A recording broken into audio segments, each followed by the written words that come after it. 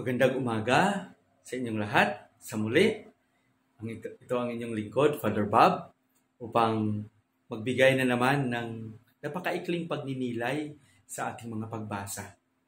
Ngayon ay araw ng Martes, Setyembre 7, 2021, ika-23 linggo sa karaniwang panahon. Patuloy tayong binibigyan ng simbahan ng ating mga pagbasa upang sa gayon ay ating mapagnilayan ng mabuti ang pang-araw-araw natin na pagtugon sa ating tungkulin bilang anak ng Diyos. Sa araw na ito, ang ating pagninilay ay kinuha natin sa Ebanghelyo ni San Lucas, Kapitulo 12, versikulo 19. Noong mga araw na iyon, umahon si Jesus sa isang burol at magdamag doong nanalangin. Kinaumagahan, tinawag niya ang kanyang mga alagad at pumili siya ng 12 sa kanila na tinawag niyang mga apostol. Si Simon na pinangalan niyang Pedro at si Andres na kanyang kapatid, sina Santiago, Juan, Felipe, Bartolome, Mateo, Tomas at Santiago na anak ni Alfeo, si Simon ang Makabayan, si Judas na anak ni Santiago at si Judas Iscariote na naging taksil. Bumaba si Jesus kasama sila at tumayo sa isang patag na lugar. Naroon marami sa kanyang mga alagad at ang napakaraming tao buhat sa Judea at Jerusalem at sa mga bayan sa baybaying dagat ng Tiro at Sidon. Pumaroon sila upang makinig sa kanya at mapagaling sa kanilang mga karamdaman. Pinagaling din niya ang mga pinahihirapan ng masamang espiritu at sinikap ng lahat ng tao na mahipo siya sapagkat may taglay siyang kapangyarihang makapagpapagaling ng lahat. Ang mabuting balita ng Panginoon.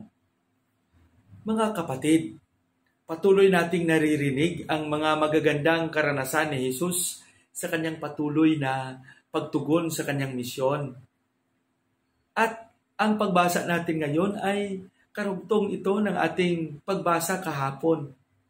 Kung narinig natin kahapon at naalaala na si Jesus ay nagpagaling ng isang taong may sakit sa araw ng pamamahinga, at sa kanyang pagtugon sa misyong iyon, ay nariyan naman ang mga iilan gaya ng mga Pariseo at mga Eskriba na nagbabantay kung ano ang gagawin ni Jesus. At ngayon, nakita natin at narinig din na dahil sa mga ginagawa ni Jesus sa mga pagpapagaling ng mga may sakit, napagod siya. Kaya natunghayan natin at narinig na sa pagbasa ngayon, si Jesus ay namahinga. Umahon siya sa isang burol at magdamag doong nanalangin. Mga kapatid, napakagandang pagnilayan natin ito. Kung si Jesus ay sa gitna ng kanyang ministeryo, ng kanyang napakaraming gawain, ay humahanap ng oras upang magpahinga at manalangin. Iilan na lang kaya sa atin ang naghahanap talaga ng panahon upang sa kanilang pamamahinga ay nananalangin sila. Ako bilang pare, naging napakalaking hamon ito sa akin. Alam mo, araw-araw napakarami ng aming mga schedule na tinutugunan. Buong magdamag, nakikinig.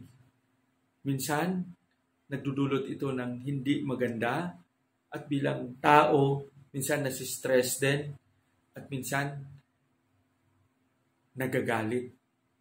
Pero at the end, napakasaya balikan na sa buong araw marami tayong natugunan.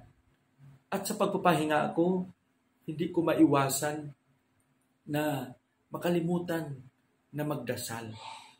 Pero tinitingnan ko rin ng mabuti na mabigyang pansin ang kahalagahan ng panalangin. Kaya sa totoo lang, in the midst of my busy schedule, ako ay naghahanap talaga ng paraan upang manalangin. Kami bilang pari, mga relihiyoso, we have this so-called divine office upang makikiisa kaming lahat sa panalangin ng simbahan. Pero minsan, hindi ko matatapos ang mga ito. Posible sa sobrang pagod. At ito rin ang pinakamalaking hamon, hindi lang sa akin, kundi sa inyo rin. Na sana sa gitna ng pagod na inyong ginagawa sa araw-araw, hindi lang na ang katawan ay naghahanap ng pahinga, kundi sana ang ating mga espiritu, yung ating kabuuan, ay naghahanap din ng pamamahinga sa Diyos sa pamamagitan ng panalangin. At napansin natin sa ating pagbasa ngayon na pagkatapos ni Jesus na manalangin buong magdamag, ay tinawag niya ang iilan na naging kanyang apostol. Kasi gusto ni Jesus na maibahagi ang misyong ito. Hindi lang na siya lang ang gagawa nito palagi, kundi maibahagi ito sa mga iilan, lalong-lalo na sa kanyang tinawag na mga apostol.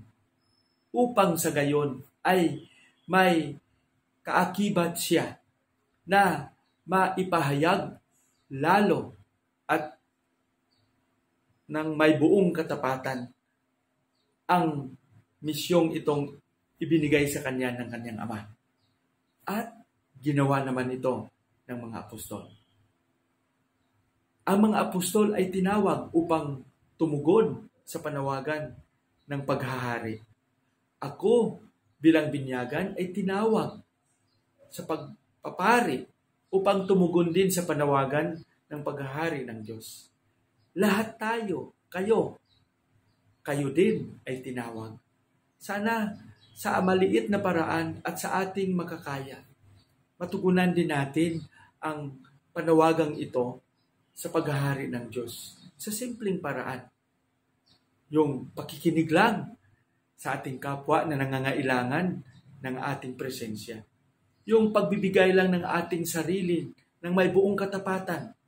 Ang pagtugon sa pangangailangan ng ating kapatid. At pakikisalamuha, pagpapahayag ng kabutihan, ang pagiging saksi ng pagmamahal ng Diyos na ito sa ating pagkatao at sa ating gawain. Kahit yung simpleng ngiti lang na makapagbigay ligaya sa ating kapwa-tao na nakaranas ng matinding kalungkutan at pagdududa sa mga pangyayari sa kanilang buhay ay isang napakalaking mensahe na ipinapaabot natin sa kanila.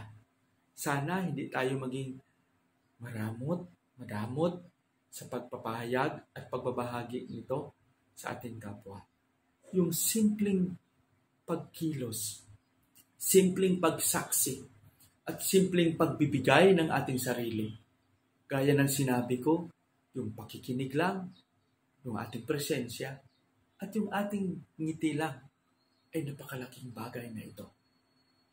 Naway patnubayan tayo ng Panginoon sa ating araw-araw na gawain.